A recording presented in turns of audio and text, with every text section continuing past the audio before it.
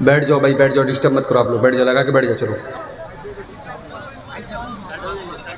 الحمدللہ نحمده ونستعینه ونستغفره ونعوذ بالله من شرور أنفسنا ومن سيئات أعمالنا من يهده الله فلا مضل له ومن يضلل فلا هادي له وأشهد أن لا إله إلا الله وحده لا شريك له وأشهد أن محمدًا عبده ورسوله يا أيها الذين آمنوا اتقوا الله حق تقاته ولا تموتن إلا وأنتم مسلمون يا أيها الناس اتقوا ربكم الذي خلقكم من نفس واحدة وخلق منها زوجها وبث منهما رجالا كثيرا ونساء واتقوا الله الذي تساءلون به والأرحام إن الله كان عليكم رقيبا يا أيها الذين آمنوا اتقوا الله وقولوا قولا سديدا يصلح لكم أعمالكم ويغفر لكم ذنوبكم ومن يطع الله ورسوله فقد فاز فوزا عظيما أما بعد فإن خير الحديث كتاب الله وخير الهدي هدي محمد صلى الله عليه وسلم وشر الأمور محدثاتها وكل محدثة بدعة وكل بدعة ضلالة وكل ضلالة في النار.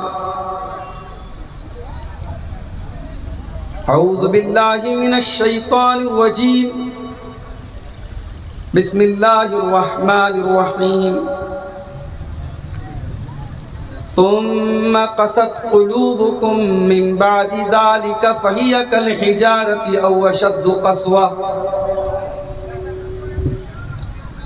وَإِنَّ مِنَ الْحِجَارَةِ لَمَا يَتَفَجَّرُ مِنْهُ الْأَنْهَارُ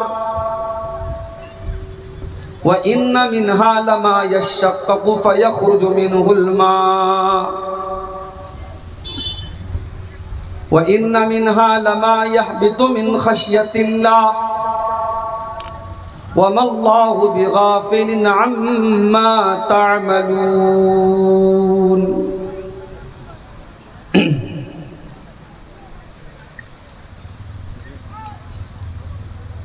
کیا خطا ہو گئی رب ہی جانے، بے سبب ہی ستانے لگے ہیں. کیا خطا ہو گئی رب ہی جانے، بے سبب ہی ستانے لگے ہیں. وہ میرے ظرف کو آزما کر میرے دل کو دکھانے لگے ہیں. کیا خطا ہو گئی رب ہی جانے. زندگی کے سفر میں ہمیشہ مشکلوں سے بھری ہر ڈگر ہے. جن کو چلنا سکھایا تھا ہم نے، وہ ہم ہی کو گرانے لگے ہیں. جن کو چلنا سکھایا تھا ہم نے وہ ہمیں کو گرانے لگے ہیں، کیا خطا ہو گئی رب ہی جانے، بے سبب ہی ستانے لگے ہیں۔ فون کر کے خلوص و وفا کا سر ضرورت سے اپنا جھکا کر، اپنے مطلب کی خاطر جہاں میں لوگ رشتہ نبھانے لگے ہیں، اپنے مطلب کی خاطر جہاں میں لوگ رشتہ نبھانے لگے ہیں۔ یہ قیامت کے منظر ہیں سارے، نفسا نفسی کے اس دور میں اب، نفسا نفسی کے اس دور میں اب، اپنے کاندھوں پہ اپنا جنازہ۔ یہ پنکھا کیوں چل رہا ہے؟ سو بند کر دیں۔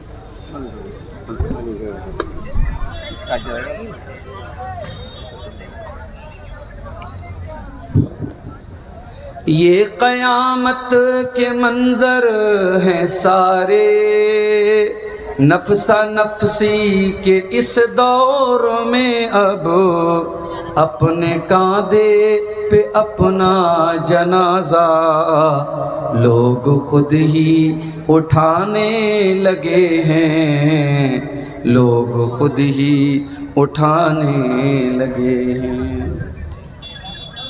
چلیے چائے پی لیتے ہیں۔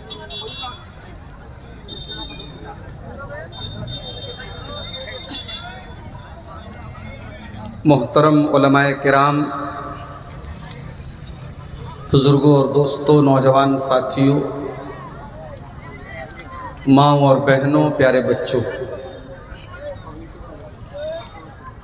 آپ کے اس پروگرام میں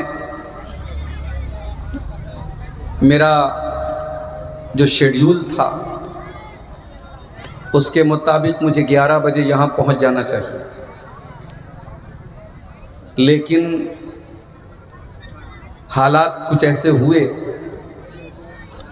اور راستے میں کچھ ایسی مشکلات آئیں کہ تاخیر ہوئی، اور پنجی پاڑا اسٹیشن جب ہم لوگوں نے کراس کیا اور ریلوے لائن جب پار کر کے آگے پہنچے تو کسی نے بتایا کہ یہ سنگھیا کا راستہ نہیں ہے۔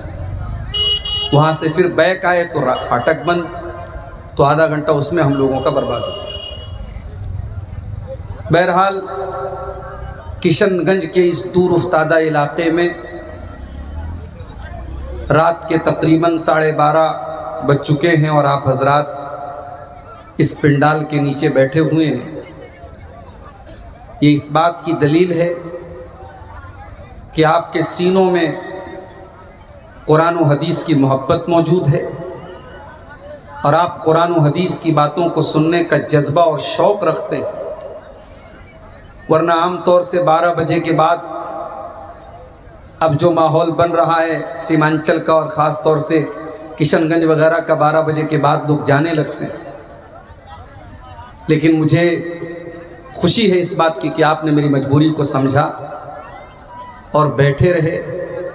ہو سکتا ہے کچھ لوگ جا بھی چکے ہوں، لیکن جتنے لوگ یہاں موجود ہیں میں آپ سب کو مبارکباد دیتا ہوں کہ آپ عبدالغفار سلفی کے لیے نہیں، آپ قرآن و حدیث کی باتوں کے لیے رکے ہوئے۔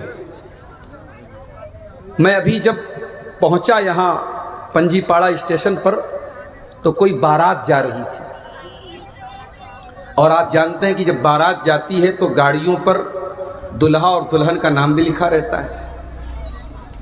تو میں نے دیکھا کہ دلہا اور دلہن کا جو نام ہے وہ مسلم نام ہے۔ لڑکے کا نام محمد آفتاب تھا اور لڑکی کا نام بھی کچھ ایسے ریشمہ یا فاطمہ کچھ تھا، یعنی مسلمان کی شادی ہے، مسلمان کی بارات جا رہی ہے۔ جب ریلوے فاٹک پر ہماری گاڑی رکی، بارات کی گاڑیاں بھی رک گئی، تو ہمارا ڈرائیور جو غیر مسلم ہے وہ بڑی حیرت سے کہنے لگا کہ مولانا صاحب آپ لوگوں کے ہاں تو پردہ ہوتا ہے، جوان لڑکیاں سج سنور کر میک اپ کر کے خوشبو میں بسی ہوئی چمکیلے کپڑے پہنے ہوئے سب گاڑی سے باہر نکل کر کے ریلوے فاٹک پہ کھڑی ہے۔ اس سے یہ اندازہ ہو رہا ہے کہ ہمارے اور آپ کے سماج میں شادی بیاہ کے موقع پر عورتوں کو بے پردگی کی چھوٹ مل جاتی ہے۔ ابھی نظامت کرنے والے ہمارے مولانا صاحب نے ایک حدیث پڑھی تھی، اللہ کے پیارے نبی صلی اللہ علیہ وسلم نے عورت کو 4 چیزوں کا حکم دیا، عورت 4 کام کر لے جنتی ہے، اس کے لیے جنت واجب ہو گئی، جنت کے تمام دروازے اس کے لیے کھول دیے جائیں گے۔ وہ 4 چیزیں کیا ہیں؟ اذا صلت المرأة خمسها وصامت شهرها واطاعت زوجها واحسنت فرجها۔ جب کوئی مسلمان عورت 4 کام کر لے، 5 ٹائم کی نماز کی پابندی کرے، رمضان کا روزہ رکھے، اپنے شوہر کی اطاعت کرے، اس کی بات مانے، اس کی خدمت کرے، اس کی سیوا کرے، اور اپنی عزت کی، اپنی آبرو کی، اپنی شرمگاہ کی حفاظت کرے۔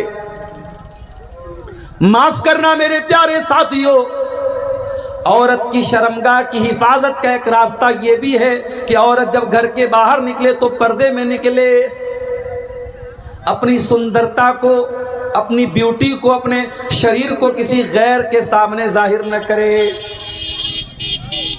اور یہ اسلام نے جو پردے کا حکم آپ کو دیا ہے، معاف کرنا، یہ شادی کے موقع پر بھی یہی حکم رہتا ہے۔ شادی کے موقع پر آپ کو کوئی چھوٹ نہیں ملتی ہے۔ مجھے افسوس ہوا، میں آپ کے علاقے میں تقریر کے لیے آ رہا ہوں اور آنے کے ٹھیک پہلے یہ منظر دیکھ کر کے میں نے سوچا کہ آج کی تقریر میں اس بات کو رکھوں گا۔ مسلمان لڑکی جب بے پردہ ہو کر کے، بے حیا ہو کر کے جب باہر نکلتی ہے تو زیادہ تکلیف ہوتی ہے میرے پیارے ساتھی۔ اور جانتے ہیں اس کی وجہ کیا ہے؟ کیوں ہمارا مسلمان نوجوان آج نشے میں کیوں ڈوبا ہوا ہے؟ ابھی کٹیہار میں ایک بھائی نے مجھ سے کہا کہ مولانا صاحب، ایک آدمی نماز پڑھاتا ہے، امام ہے، اور اس کے بارے میں یہ کمپلینٹ ملی ہے کہ وہ گانجا پیتا ہے۔ آپ سوچئے حالات کہاں تک پہنچ چکے ہیں۔ مسلم بستیوں میں شراب عام ہو رہی ہے، نشہ عام ہو رہا ہے، زنا عام ہو رہا ہے۔ آئے دن میرے پاس موبائل پر کال آتے ہیں، لڑکا لڑکی نے آپس میں زنا کر لیا ہے، اولاد پیدا ہونے والی ہے، کیا کیا جائے؟ کتنے کیس ہو رہے ہیں؟ یہ حالات کیوں پیدا ہو رہے ہیں؟ آئیے ذرا ہم قرآن و حدیث کی روشنی میں جائزہ لیں۔ قرآن کے پہلے پارے کی ایک آیت میں نے آپ کے سامنے پڑھی ہے۔ یہ آیت یہودیوں کے بارے میں اتری ہے۔ اس آیت کا ایک بیک گراؤنڈ ہے، ایک کانٹیکسٹ ہے، ایک پرشٹھ بھومی ہے، ایک پس منظر ہے۔ یہ آیت کب اتری؟ بنی اسرائیل میں ایک مرڈر ہو گیا، ایک ہتیا ہو گئی، بھتیجے نے اپنے چچا کی ہتیا کر دی، اور ہتیا کرنے کے بعد الزام کسی اور کے سر پہ ڈال دیا۔ اللہ تبارک و تعالیٰ نے ہتھیارے کا پتہ لگانے کے لیے بنی اسرائیل کو یہ حکم دیا کہ ایک گائے ذبح کرو۔ وہ چاہتے، اللہ کا حکم آیا تھا، کوئی بھی گائے ذبح کر سکتے تھے۔ انہوں نے حضرت موسیٰ کو پریشان کیا کہ اللہ سے پوچھو گائے کیسی ہونی چاہیے۔ اللہ نے اور کٹھن کر دیا اور مشکل کر دیا اور شرطیں لگا دیں۔ بہرحال بڑی مشکل سے بہت قیمتی رقم خرچ کرنے کے بعد وہ گائے لائے اور انہوں نے گائے کو ذبح کیا۔ بنی اسرائیل جب انہوں نے گائے کو ذبح کیا تو اللہ نے حکم دیا فَقُلْ اضْرِبُوهُ بِبَعْضِهَا، اس گائے کے بدن کے کسی حصے کو لے لو اور اس کو ڈیڈ باڈی پہ لے جا کے ٹچ کرو، ڈیڈ باڈی پہ مرے ہوئے انسان کے اوپر لے جا کے مارو۔ جب انہوں نے ایسا کیا تو تھوڑی دیر کے لیے اللہ تعالیٰ نے مردے کو زندہ کر دیا، اور وہ مردہ زندہ ہو کر کے یہ بولا کہ مجھے میرے بھتیجے نے قتل کیا ہے۔ اتنی بڑی اللہ کی قدرت کی نشانی کہ مردہ زندہ ہو گیا، اتنی بڑی نشانی دیکھنے کے بعد بھی یہودیوں کے اندر کوئی سدھار نہیں آیا، ان کی برائیوں میں، ان کے گناہوں میں کوئی کمی نہیں آئی۔ اللہ نے اس واقعے کو بیان کرنے کے بعد فرمایا ثم قست قلوبکم من بعد ذالک، اے یہودیو تم اتنے کٹھور دل ہو، اتنے سخت دل ہو، اتنی بڑی اللہ کی نشانی دیکھنے کے بعد بھی تمہارے دلوں کی سختی دور نہیں ہوئی۔ فَهِيَ كَالْحِجَارَةِ أَوْ أَشَدُّ قَسْوَةً، تمہارے دل تو پتھروں سے زیادہ کٹھور ہیں، پتھر سے بھی زیادہ کٹھور ہے تمہارا دل۔ وَإِنَّ مِنَ الْحِجَارَةِ لَمَا يَتَفَجَّرُ مِنْهُ الْأَنْهَارُ، اس لیے کہ پتھر بھی کچھ ایسے ہوتے ہیں جن کے اندر سے ندیاں بہنے لگتی ہیں، نہریں بہنے لگتی ہیں۔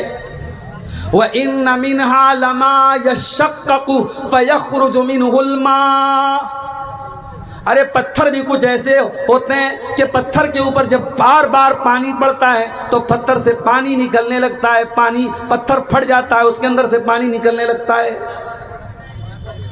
وَإِنَّ مِنْهَا لَمَا يَهْبِطُ مِنْ خَشْيَةِ اللَّهِ، اور اے یہودیو تم اتنے کٹھور دل ہو، تمہارا دل تو کبھی اللہ کے خوف سے جھکتا نہیں ہے، کبھی نرم نہیں پڑتا ہے، لیکن پتھر تو کبھی کبھی اللہ کے خوف سے گر جاتا ہے، پتھر جھک جاتا ہے، لیکن تمہارے دل کے اندر کبھی اللہ کا خوف پیدا نہیں ہوتا۔ وہی حال آج ہمارا ہو چکا ہے، پتھر جیسے ہمارے کلیجے ہو چکے ہیں۔ اپنے ہاتھوں سے مردوں کو دفناتے ہیں، اپنے ہاتھوں سے کفناتے ہیں، اپنے ہاتھوں سے اپنے عزیزوں کی لاش کو قبر میں اتارتے ہیں، پھر بھی ہمیں موت یاد نہیں آتی، پھر بھی آخرت یاد نہیں آتی۔ میرے بڑے ابا، میرے والد کے بڑے بھائی، آج ان کا انتقال ہو گیا، کئی مہینے سے بیمار چل رہے تھے۔ کٹیہار میں نے کراس کیا، گھر سے فون آیا بڑے ابا کا انتقال ہو گیا۔ جمعہ بعد کل مٹی ہے، جنازہ ہے، مجھے ابھی تقریر کر کے فوراً بھاگنا ہے۔ پٹنہ سے کار منگائی ہے میں نے، اسی کار پہ بیٹھ کے پٹنہ جائیں گے، وہاں سے فوراً بنارس نکلیں گے، جمعہ کے پہلے ہم کو پہنچنا ہے۔ جنازہ ہم دیکھ رہے ہیں، میت ہو رہی ہے ہمارے گھر میں، مگر ہمارے کلیجے پہ کوئی فرق نہیں پڑ رہا ہے۔ ہمارا دل کٹھور ہو چکا ہے، ہمارا دل سخت ہو چکا ہے، اور جب دل سخت ہوتا ہے تو میرا جملہ نوٹ کر لو، پھر آنکھیں آنسو نہیں بہاتی۔ دل کا بہت بڑا کنیکشن آنکھوں سے ہے۔ اللہ قرآن میں سورہ مریم میں اپنے نبیوں کے بارے میں کہتا ہے اِذَا تُلِيَتْ عَلَيْهِمْ آیَاتُ الرَّحْمَنِ خَرُّوا سُجَّدًا وَبُكِيًّا، میرے نبیوں کے سامنے جب اللہ تعالیٰ کی آیتیں پڑھی جاتی ہیں وہ سجدے میں گر جاتے ہیں اور رونے لگتے ہیں، ان کی آنکھوں سے پھوٹ پھوٹ کے وہ رونے لگتے ہیں، ان کی آنکھوں سے آنسو بہنے لگتے ہیں۔ ارے ہم تو اتنے کٹھور دل ہیں، ہم نے کورونا کا دور دیکھا جو ہم سے پہلے کسی نے نہیں دیکھا، ہم گواہ بن گئے اس واقعے کے جو انسانی تاریخ میں کبھی کبھی ہوتا ہے۔ ہم نے دیکھا لاک ڈاؤن لگ گیا، مارکیٹ بند ہو گئی، نماز مسجدوں میں ہونا بند ہو گئی، اللہ کے گھر کا طواف بند ہو گیا، مرنے کے بعد انسان کی لاش کو کوئی چھونے کو تیار نہیں ہے۔ بنارس میں ہمارے کئی غیر مسلم بھائیوں کی لاشوں کو مسلمانوں نے لے جا کے آگ لگائی، کیونکہ غیر مسلم اپنے باپ کی میت کو چھونے کو تیار نہیں تھا۔ ہم نے تو وہ دور بھی دیکھا تھا میرے ساتھی۔ انسان ماسک لگا کے گھر سے نکلتا تھا، انسان 2 گز کی دوری بنا کے چلتا تھا، ہم نے وہ دور بھی دیکھا ہے۔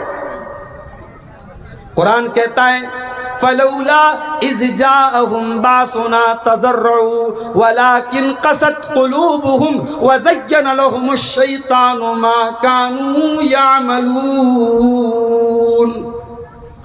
اے میرے بندو، جب یہ مصیبتیں تمہارے اوپر آئیں، یہ آپدائیں تمہارے اوپر آئیں، یہ سنکٹ تمہارے اوپر آیا، تو ہونا تو یہ چاہیے تھا کہ تم گڑ گڑاتے، تم اللہ سے معافی مانگتے، تم اللہ کی طرف رجوع کرتے، مگر تم نے ایسا نہیں کیا، کیونکہ تمہارے دل کٹھور ہو چکے ہیں اور شیطان نے تمہارے گناہوں کو سجا کے پیش کیا ہے۔ ایک بات بولوں، آج کی دنیا میں سامان کتنا بھی لوکل ہو، پیکنگ اچھی ہونی چاہیے۔ مارکیٹنگ کا اصول یہی ہے، سامان جتنا بھی لوکل ہو پیکنگ اچھی ہونی چاہیے، اور یہ طریقہ شیطان کا ہے۔ شیطان ایک لڑکا لڑکی کو ناجائز محبت میں ڈالتا ہے، لڑکا لڑکی کو فون کرتا ہے، لڑکا یہ نہیں کہتا میں زنا کرنا چاہتا ہوں، وہ زنا کو اچھی پیکنگ میں پیش کر کے کہتا ہے میں تم سے پیار کرتا ہوں۔ کوئی لڑکا تھوڑی بولتا ہے لڑکی سے میں تم سے زنا کرنا چاہتا ہوں، حالانکہ وہ زنا کرنا چاہتا ہے، مگر شیطان کتنا ہوشیار ہے، اس نے زنا کو پیار کے پیکنگ میں پیش کیا ہے۔ لڑکا لڑکی سے بولتا ہے میں تم سے پیار کرتا ہوں۔ ارے ظالم، تو اگر واقعی میں اس لڑکی سے پیار کرتا تو اس کو جہنم کے راستے پہ لے کے نہ جاتا، تو زنا نہ کرتا، تو نکاح کرتا۔ دنیا میں جو پھول ہوتا ہے نا، پھول کے آس پاس کانٹے ہوتے ہیں، پھول توڑنا اگر ہے تو پہلے کانٹوں سے نپٹنا پڑے گا۔ اگر غلط نیت سے پھول توڑو گے کانٹا چبھ جائے گا۔ اللہ نے عورت کو پھول بنایا ہے، اور اس پھول کی حفاظت کے لیے اللہ نے کچھ کانٹے بنائے ہیں، اور وہ کانٹے کون ہیں؟ وہ لڑکی کا باپ ہے، وہ لڑکی کا بھائی ہے، وہ لڑکی کا گارجین ہے۔ اگر آپ کسی عورت سے، کسی لڑکی سے واقعی میں محبت کرتے ہیں تو آپ اس سے ریلیشن شپ نہیں بنائیں گے، اس سے چیٹنگ نہیں کریں گے، اس سے باتیں نہیں کریں گے، آپ اس کے گارجین کے ذریعے، اس کے باپ کے ذریعے نکاح کا پیغام بھیجیں گے اور حلال اور جائز طریقے سے نکاح کریں گے۔ تو شیطان کا طریقہ یہی رہا ہے کہ گناہوں کو کیسے مزین کیا جائے، گناہوں کی پیکنگ کو کیسے اچھا کیا جائے، اور یہ کام پہلے دن سے شیطان کر رہا ہے۔ شیطان جب ہمارے باپ آدم کے پاس آیا، ہماری ماں حوا کے پاس آیا، اور ان کو بہکانا تھا، ان کو گمراہ کرنا تھا، ان کو جنت کے اس پیڑ کو کھلانا تھا جس پیڑ کے قریب جانے سے اللہ نے منع کیا تھا، تو شیطان یہ نہیں بولا کہ وہ پیڑ خطرناک ہے، شیطان بولا الا ادلکم علی شجرۃ الخلد، اے آدم، اے حوا، یہ پیڑ جس کے قریب جانے سے اللہ نے منع کیا ہے یہ شجرۃ الخلد ہے، یہ ہمیشہ اس پیڑ کا پھل کھا لو گے تو ہمیشہ رہو گے، یہ پیڑ نہیں ہے، یہ امرت ہے، امرت۔ اس پیڑ کو اس نے امرت قرار دے دیا جس پیڑ کے قریب جانے سے اللہ نے منع کیا تھا، اور قسم بھی کھایا ابلیس نے، قسم کھا کے کہا کہ اے آدم، اے حوا، میں تمہاری بھلائی چاہتا ہوں، میں تمہارا خیر خواہ ہوں، اس پیڑ کا تم پھل کھا لو، تم ہمیشہ جنت میں رہو گے۔ اور جب آدم اور حوا نے اس پیڑ کو کھا لیا تو نتیجہ کیا نکلا؟ بدت لہما سوآتہما، دونوں کے کپڑے اتر گئے، دونوں ننگے ہو گئے۔ پتہ یہ چلا شیطان پہلے دن سے ہمیں اور آپ کو ننگا کرنا چاہتا ہے، مردوں کو بھی ننگا کرنا چاہتا ہے، عورت کو بھی ننگا کرنا چاہتا ہے۔ آج ٹک ٹاک پر، انسٹاگرام پر، فیس بک پر، اور اسی طریقے سے اسنیپ چیٹ پر آج لاکھوں لڑکیاں ایسی ہیں جو صرف اس بات کے لیے پیسہ کما رہی ہیں کہ وہ ننگی ہو کر کے اپنا شریر دکھا رہی ہیں، اپنا شریر دکھا کر، اپنا بدن دکھا کر، اپنی باڈی کو ایکسپوز کر کے وہ پیسہ کما رہی ہیں۔ آج مسلمان کتنی لڑکیاں ہیں جو یہی کام کر رہی ہیں، یہی تو شیطان چاہتا ہے۔ شیطان ہمیں اور آپ کو ننگا کرنا چاہتا ہے۔ بھئی ایک نارمل انسان جس کے اندر دماغ ہے وہ ننگا نہیں رہتا ہے۔ ہماری کامن سینس ہم سے کہتی ہے نہیں، ہمارے بدن کے کچھ پرائیویٹ پارٹس ہیں وہ ڈھکے رہنے چاہیے۔ انسان ننگا رہنا نہیں چاہتا ہے، مگر آج کی دنیا میں ننگا رہنے کو بھی فیشن قرار دے دیا گیا اور عورت کو ننگا کر دیا گیا۔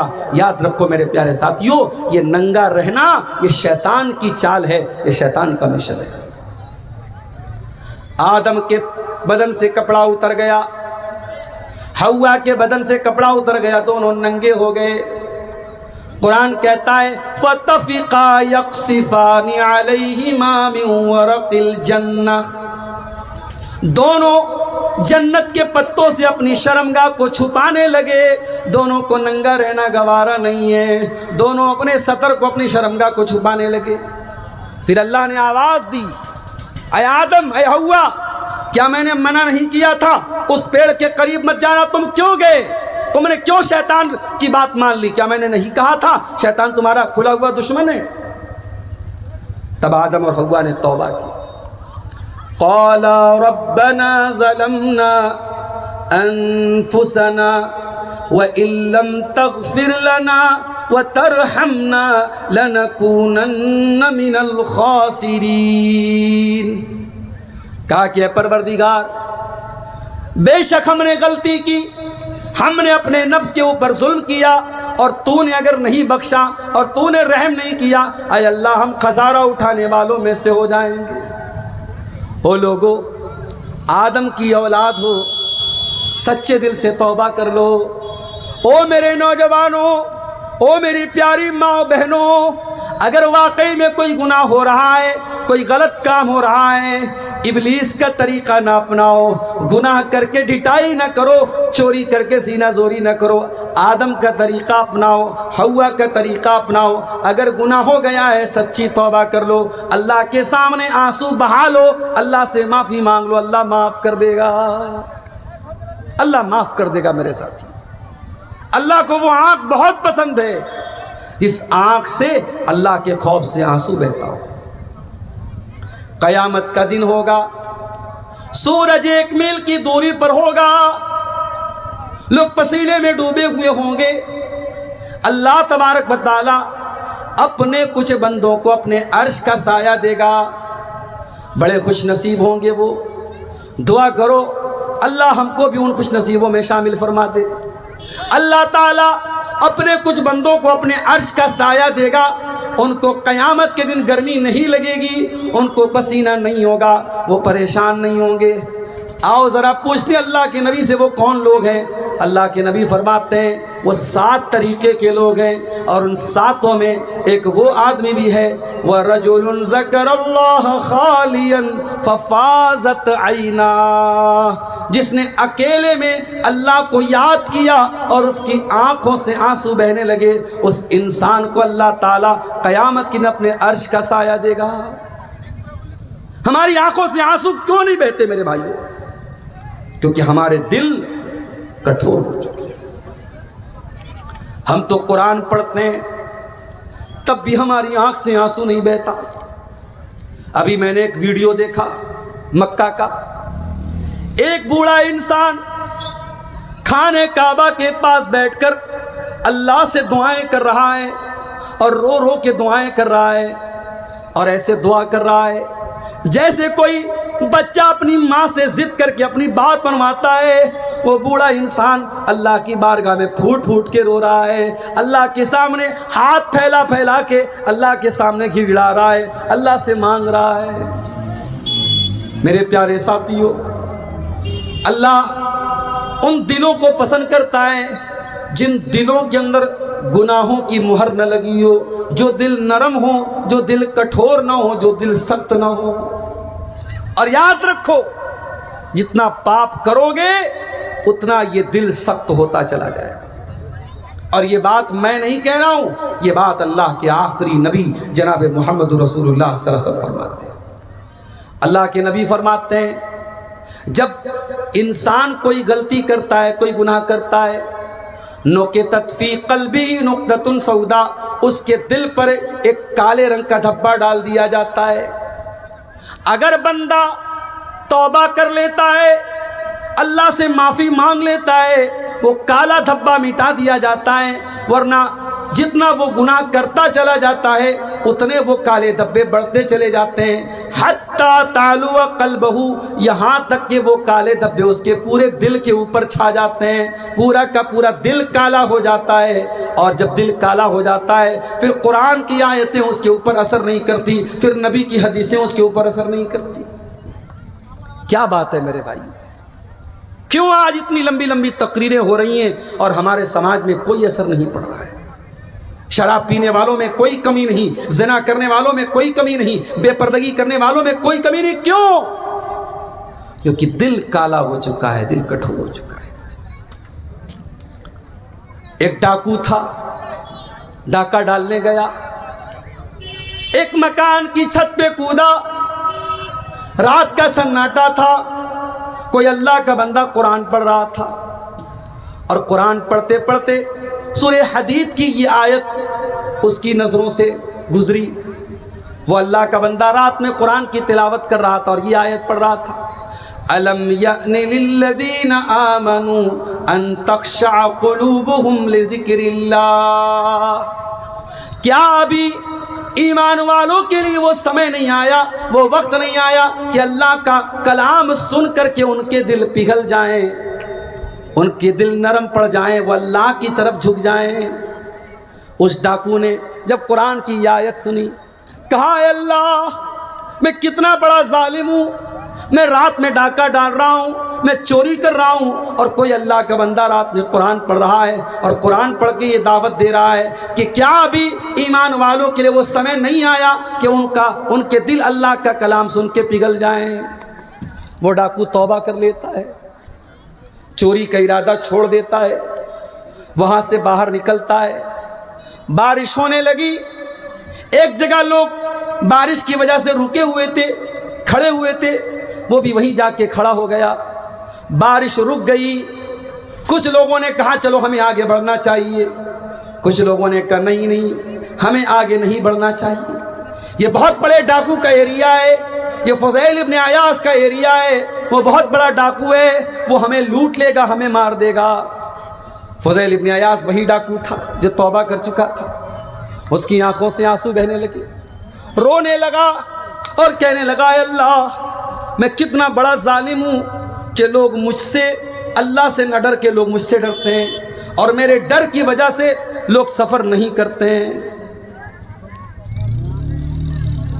اچھا پرمیشن کا مسئلہ ہے۔ اس ڈاکو نے وہاں سے مسجد میں آیا اور اللہ کی بارگاہ میں سجدہ میں جا کر کے رونے لگا، گڑ گڑا کر اللہ سے معافی مانگنے لگا۔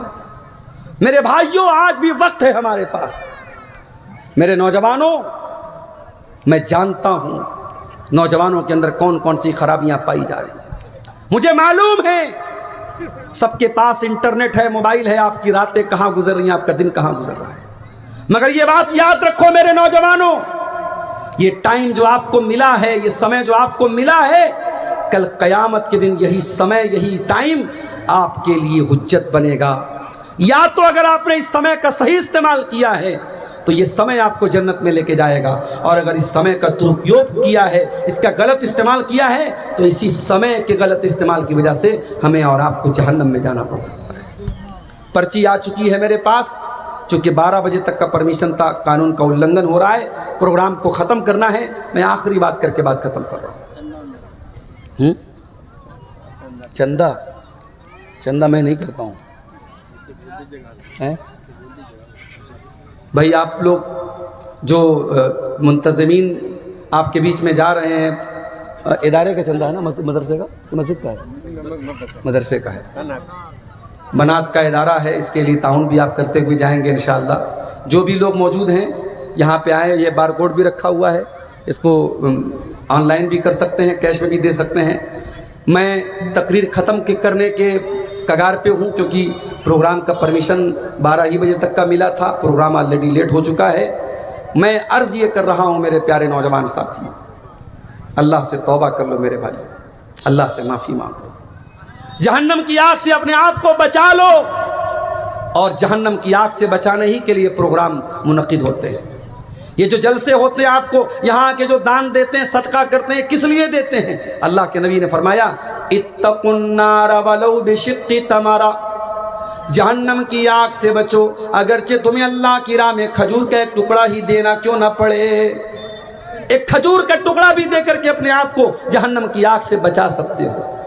یہ نیکی کا کام، یہ صدقہ خیرات، یہ نماز، یہ روزہ، یہ زکوٰۃ، یہ تمام چیزیں ہمیں میرے پیارے ساتھیوں اللہ سے قریب کرتی ہیں۔